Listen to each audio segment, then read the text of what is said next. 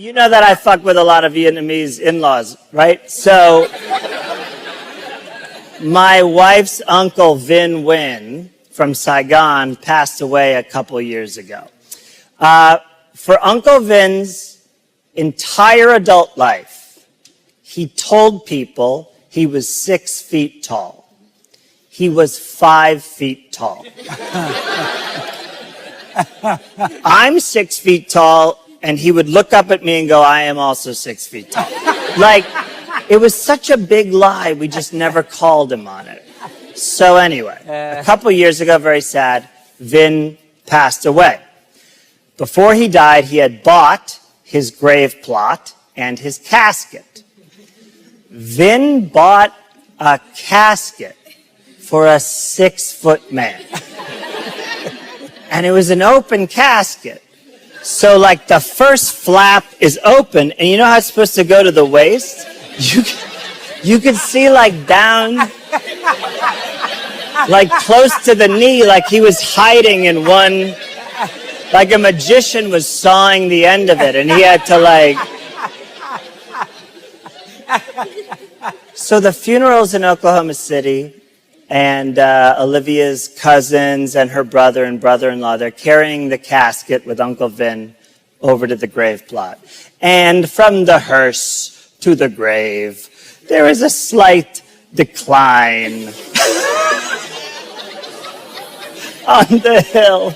So they're holding him, and they're walking downhill, and you just hear like, shh.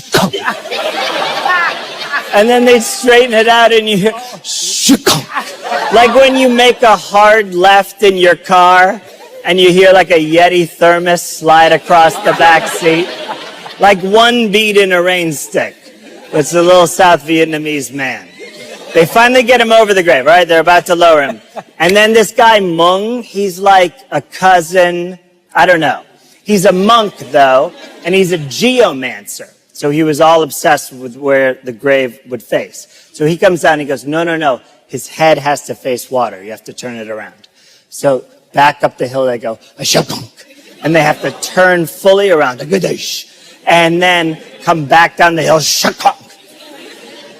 and that way we would get the feng shui of his grave correct, so that he would have positive energy flow as he headed into the afterlife, catfishing people about his height.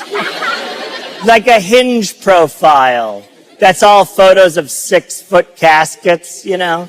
So women are like, oh, 6 feet and dead?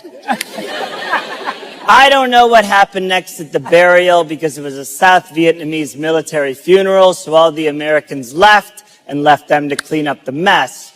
But